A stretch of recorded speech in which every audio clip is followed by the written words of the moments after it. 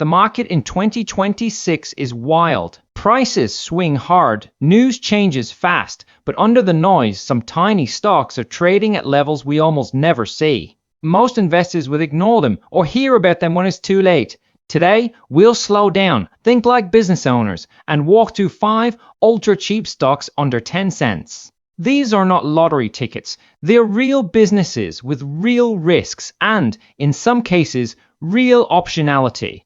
If you're serious about building wealth over time, hit subscribe and tap like. We focus on understanding the business first, the stock second, and we always respect risk. First, MeiWu Technology, ticker WNW. Price is about 5 cents. This is a tiny company with a market cap under $1 million. MeiWu runs an online food retail business in China. They focus on green food, organic food, and traditional specialty foods. They also have a physical restaurant brand called Winong Food Hall and do wholesale for farm products. On the surface, this sounds like a basic food business, but think of it as a niche e-commerce platform tied to food quality and culture. They sell products that appeal to health trends and to people who care about clean, traceable food. That is the narrative upside. Now, we must be honest about the data. At this size, you will not see strong profits or stable cash flow. The stock has traded between 5 cents and over $2 in just 50 days.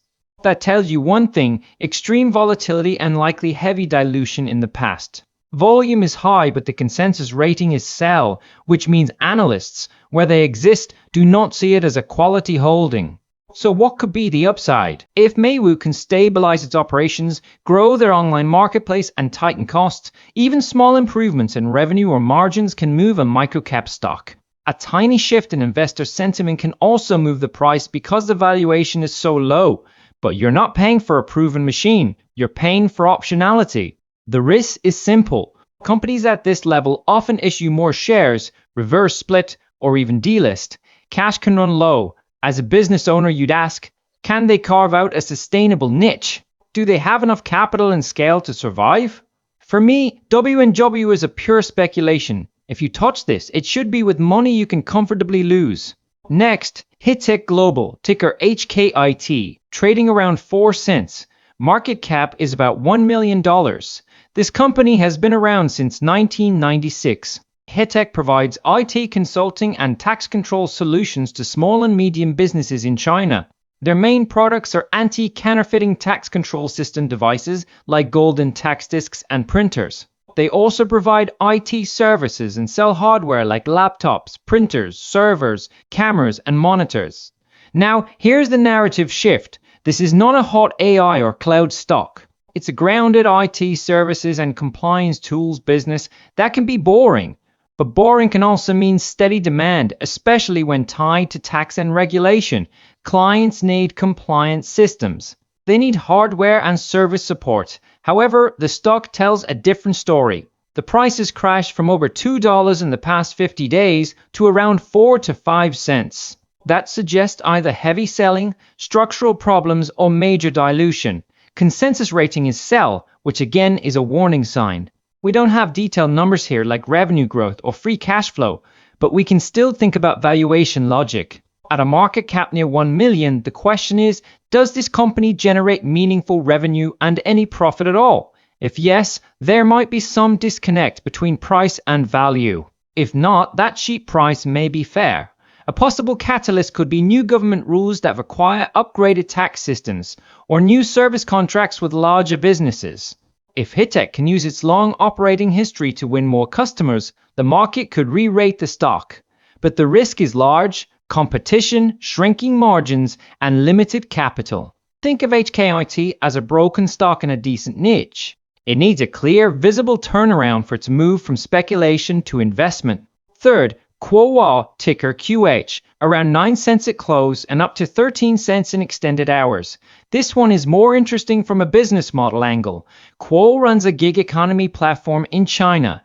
They handle on-demand delivery, mobility services, and housekeeping solutions. So what does that mean? They support food and grocery delivery, ride-hailing, shared bike maintenance, and some freight and vehicle export services.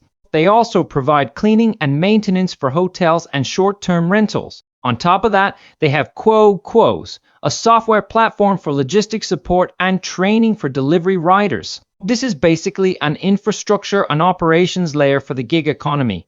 Instead of trying to be just another consumer app, they help big platforms manage riders and logistics. That's the narrative shift. It looks like a delivery company, but it's more of a workforce and logistics manager. The price action is insane. In the last year, the stock has traded from 7 cents to over $160. That almost always means reverse splits, wild speculation, and massive downside for people who bought high. The consensus rating is sell, and average volume is much lower than recent volume, which signals traders are currently active. As business owners, we ask, does Quhuo have an edge? They operate in many service lines. That gives them multiple revenue streams, but also complexity. If they can scale their software platform, Quhuo Plus could improve margins by making operations more efficient. That's the type of catalyst you want. More tech, less pure labor cost. But we must respect the risks. Gig economy regulations can change fast. Labor costs can rise. Key contracts can be lost.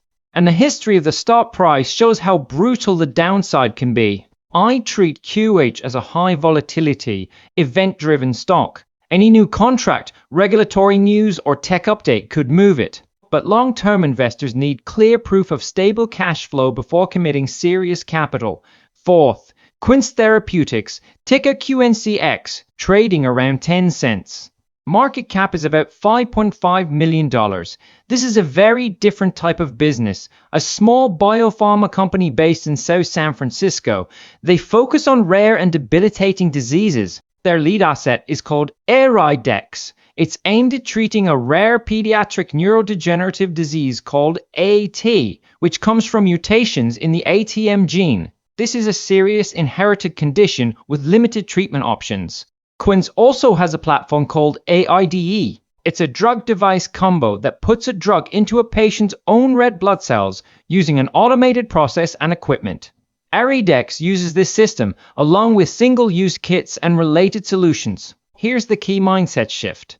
With Quince, you're not buying current earnings. You're buying potential future cash flows if their therapy works, wins approvals, and reaches the market. That's the classic biotech risk-reward profile.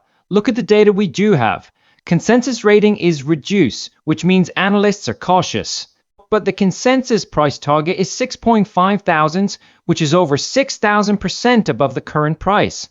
This gap often appears when the stock has collapsed, but older price targets haven't fully caught up or when there is still some belief in the asset value.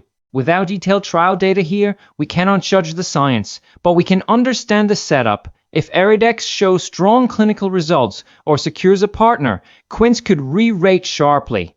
Rare disease drugs can command high prices and can face less competition. That's the bull case. The bear case is also clear. Clinical failure, regulatory setbacks, financing risk. Small biotechs often need to raise cash, which can dilute shareholders.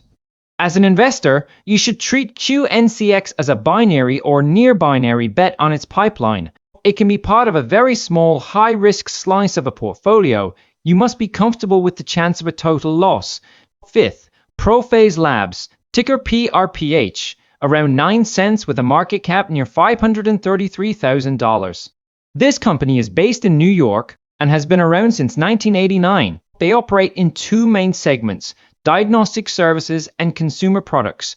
On the consumer side, ProPhase develops and sells dietary supplements and over-the-counter health products. Examples include Legends XL for male sexual health and Triple Edge XL for energy and stamina. They also run contract manufacturing for other brands, handling product development, production, warehousing, and distribution. On the diagnostics side, ProPhase offered COVID-19 testing services to health plans, payers, and government groups.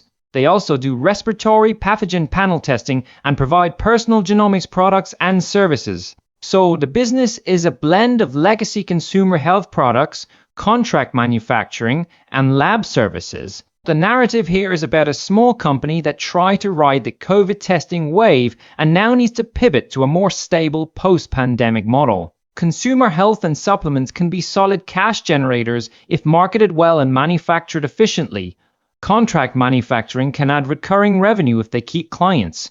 Diagnostics can be lumpy but lucrative during spikes in demand. The stock, though, reflects deep investor doubt. It trades under 10 cents with a consensus sell rating. Volume is modest. The 50-day range shows it sliding from 22 cents down to 7 cents. That suggests shrinking expectations and maybe weak results. So what would a catalyst look like? A new successful product line in supplements, new manufacturing contracts, or a shift into more specialized diagnostics with better margins. But until we see evidence of stable revenue growth and positive cash flow, this is another high-risk play. Among these five, the most explosive and risky in my view is Quince Therapeutics, QNCX.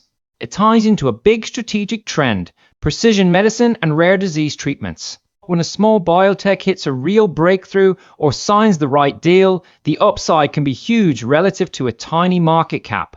But this is where we must be blunt. This isn't steady investing if you don't understand the risks. It's speculation. You are betting on trials, regulators, and capital markets. You only risk money you can afford to lose. You also need to diversify if you play in this space at all.